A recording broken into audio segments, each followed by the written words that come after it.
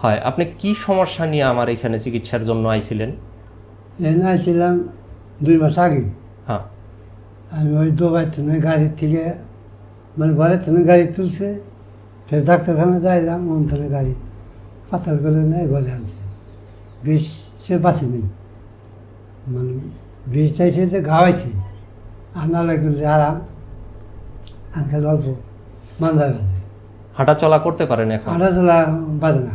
আচ্ছা, আমার যতটুকু অনুভব হয়, যখন আইছিলেন আপনি শুয়ে আছিলেন, খাড়া হইতে পারেন নাই, হাঁটতে পারেন নাই। গাড়ি তো খাই দেয়, হইয়া থেকে আছি, শুয়ে থেকে আইছেন। আর চলা হইয়া থেকে আছি। এখন হাঁটা চলা সম্পূর্ণই করতে পারেন। হ্যাঁ, বিষটা কোন জায়গায় আছিল বেশি আপনার?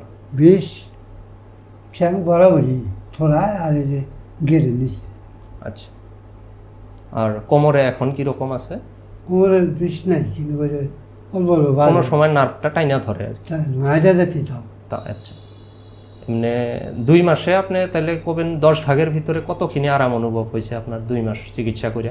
না 10 ভাগের ভিতরে কতখানি হবো? 10 ভাগ হ্যাঁ, মনে করে মেলা আরাম হয়েছে লাগে। 10 ভাগের ভিতরে কতখানি হবো? 7 ভাগ, 8 ভাগ, 9 ভাগ, কতখানি হবো? তো অল্প আছে না, আর বাকি হবো আর কি। 8 ভাগ আরাম হয়েছে। আরাম। আচ্ছা, বেশি হয়েছিল আচ্ছা, ঠিক আছে। এর আগে কি চিকিৎসা করছিলেন? এর আগে। হ্যাঁ।